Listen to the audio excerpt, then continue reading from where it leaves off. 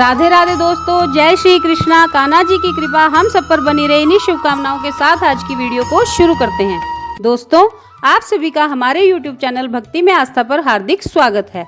आज की इस वीडियो में हम आपको श्रीमद् भगवद गीता जी के 17वें अध्याय को पढ़कर सुनाएंगे। आप सबसे रिक्वेस्ट है कि वीडियो को पूरा और ध्यान से सुनिएगा। चलिए शुरू करते हैं।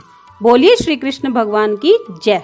अर्जुन ने पूछा, हे भगवान, जो शास्त्र विधि को छोड़ श्रद्धा के साथ पूजन करते हैं उनकी निष्ठा किस प्रकार की है? सात्विकी है या राजसी है अथवा तामसी है? श्री कृष्ण जी बोले, प्राणियों के स्वभाव से ही सात्विकी, राजसी और तामसी ये तीनों प्रकार की श्रद्धा होती है। सो सुनो।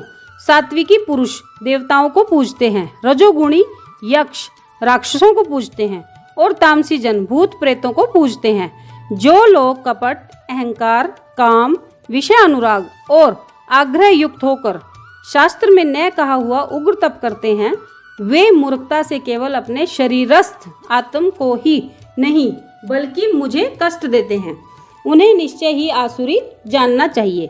जैसे प्रत्येक को 3 प्रकार का आहार प्रिय होता है, उसी तरह यज्ञ, तप और दान भी 3 प्रकार के होते हैं, जिनके भेद सुनो। आयु, सत्व, बल, आरोग्य, सुख और प्रीति को बढ़ाने वाले रस युक्त पोषक आहार सात्विकों को प्रिय होते हैं। कड़वे, खट्टे, नमकीन, गरम और तीखे, रूखे, चरपरे तथा दुख, शोक एवं रोगजनक भोजन राजसी लोगों को प्रिय होते हैं। पहरों का रखा हुआ अरि रस, दुर्गंध युक्त बासी, उच्चिष्ट, अपवित्र भोजन तामसी लोगों को प्रिय लगता है। यज्ञ करना ही है ऐसा मन को दृढ़ करके फल की इच्छा बिना विधि पूर्वक जो यज्ञ करता है वह सात्विक होता है। फल की कामना से और लोक दिखावे के लिए जो यज्ञ किया जाता है उसे राजसी जानो। शास्त्रों की विधि से हीन, अन्नदान, मंत्रहीन तथा बिना श्रद्धा के किया हुआ यज्ञ तामसी कहलाता है। देवता, द्विज, गुरु तथा विद्वान इनका पूजन, पवित्रता, ब्रह्मचर्य तथा अहिंसा का आचरण करना शारीरिक तप है। जिस वाक्य से किसी का दिल न दुखे, सत्य, प्रिय, हितकारी भाषण, स्वाध्याय का अभ्यास वाचिक तप है। मन की प्रसन्नता, चित्त की शांति, आत्मनिग्रह तथा निष्कपट रहना, यह मानसिक तप होता है। यह तीनों प्रकार के तप यदि श्रद्धा से फल की इच्छा त्याग कर और योग युक्त होकर किए जाएं, तो सात्विकी तप कहलाता है। अनिश्चित और क्षणिक फल वाला तप राजस होता है। जो दुरूह व आत्मा को कष्ट देकर वह दूसरे के नाश के लिए किया जाए उसे तामस तप कहते हैं। जो फल की इच्छा त्याग कर उत्तम बुद्धि से उत्तम स्थान में सत्पात्र के बदले कोई वस्तु लेने की इच्छा बिना दिया जाता है उसे सात्विक दान कहते हैं। जो दान प्रत्युपकार एवं किसी फल की इच्छा से कलेश पूर्वक दिया जाता है उसे राजस दान कहते हैं। ओम, तत् और सत ये 3 ब्रह्म के नाम हैं। इन्हीं से आदि काल में ब्राह्मण और वेद हैं। इसी से ज्ञानी पुरुष यज्ञ, दान तथा तप आदि शास्त्रोक्त क्रियाएं ओमकार उच्चारण सद्भाव एवं साधु भाव से किया जाता है तथा मंगलादिक वैदादिक कर्म में भी सत्य शब्द का उच्चारण किया जाता है। यज्ञ, तप व दान में निष्ठा है उसे सत कहते हैं। ईश्वर प्राप्ति के अर्थ जो कर्म है यह भी सत कहते हैं। हे पार्थ, श्रद्धा से रहित दान, तप तथा अन्य जो कर्म किए जाते हैं वह असत कहलाते हैं। वह न इस लोक में और न परलोक में ही हितकारी होते हैं। ये था 17वां अध्याय। 17वें अध्याय का महात्म्य। श्री नारायण जी बोले, हे लक्ष्मी जी, अब 17वें अध्याय का महात्म्य सुनो। डमलीक नामक देश में दुशासन नाम का राजा था। एक राजा किसी और देश का था। उन्होंने आपस में शर्त बांधी कि हाथी लड़ाएं और जिसका हाथी जीतेगा सो अमूक धन लेवेगा। तब दूसरे राजा का हाथी जीत गया, दुशासन का हार गया। कुछ ही दिन पीछे वह हाथी मर भी गया। तब राजा को बड़ी चिंता हुई कि एक तो द्रव्य गया, दूसरे हाथी भी मर गया, तीसरे लोगों की हंसी भी सहनी पड़ी। इससे उसकी निंदा हुई। उसी चिंता में राजा भी मर गया।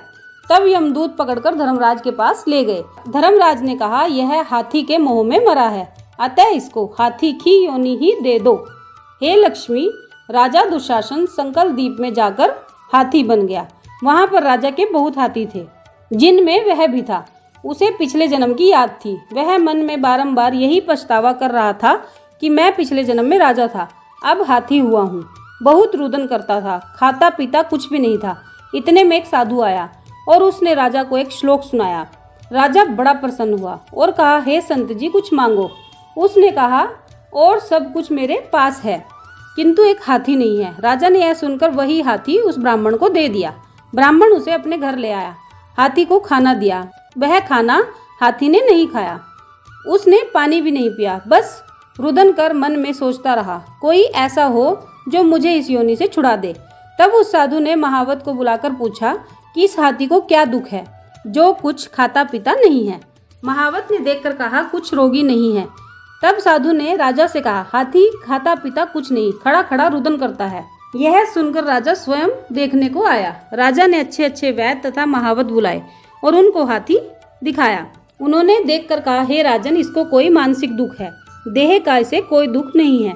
तब राजा ने कहा, हे हाथी, तू ही बोलकर बता, तुझे क्या दुख है।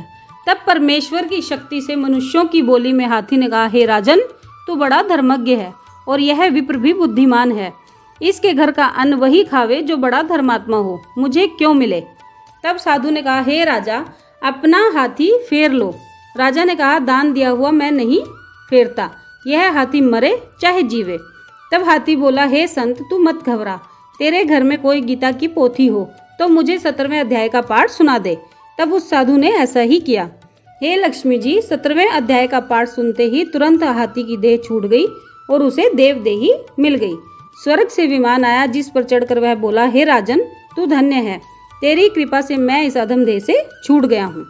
तो दोस्तों, ये था श्रीमद् भगवत गीता जी का 17वां अध्याय और उसका महात्म्य।